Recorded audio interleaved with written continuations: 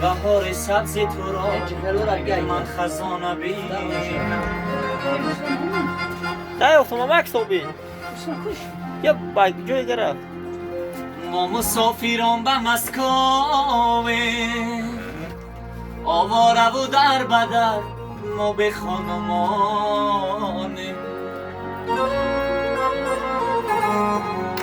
آواره و در بدر ما به خانمانه آواره و در بدر ما به خانمانه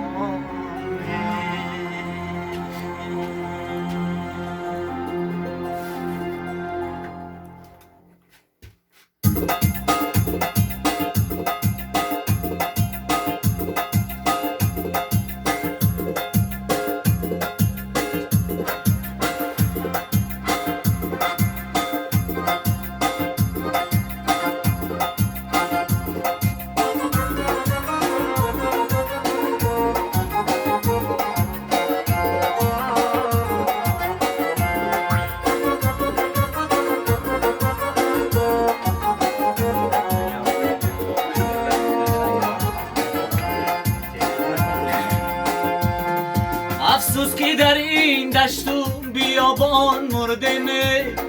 دور از وطن و جدا زیخشان مردم یک پارچه خط نویس به یاران قریب در خط بنویس که ما پر ارمان مردم یک پارچه خط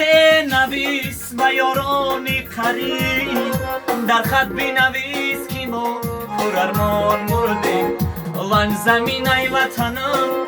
وان زمین ای وطنم صدقه نامی تو شوم صدقه گلختران آب نامی تو شوم وان زمین ای وطنم وان زمین ای وطنم صدقه